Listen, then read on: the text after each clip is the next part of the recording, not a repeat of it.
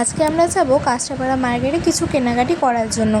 দেখতে দেখতে তো বাঙালির নববর্ষ চলে এলো। আর তোমাদের পয়লা বৈশাখে কটা জামা হয়েছে আমাকে কমেন্টে জানিও। এখনও অবধি আমার কোনো জামা প্যান্ট হয়নি। জামা প্যান্ট হয়নি বলাটা ভুল, আমি কয়েকদিন আগে হোয়াইট কালার একটা আনারকলি মিশোতে অর্ডার দিয়েছি, তো সেটা ডেলিভারি ডেট ছিল 18 এপ্রিল। তো পয়লা বৈশাখ যেহেতু পার হয়ে যাচ্ছে, মা বললো যে তাহলে আজকে গিয়ে একটা জিন্স টপ নিয়ে আসবি।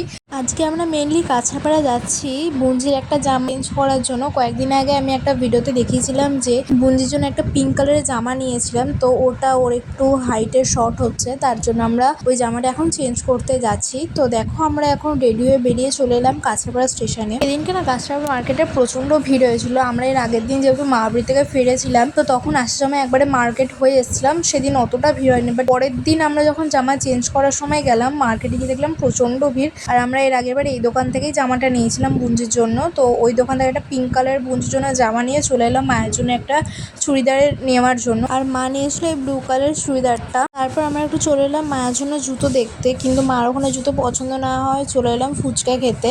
তারপর মা এসেছিলো এই দোকানটাতে, এখানে গিয়ে মায়ের জুতোটা পছন্দ হয়েছিল, তারপর ওই জুতোটা নিয়ে নিলাম। তো এখন আমরা যাচ্ছি বাড়ির দিকে, তো যেতে যেতে একটু ফ্রুটি খেয়ে নিলাম।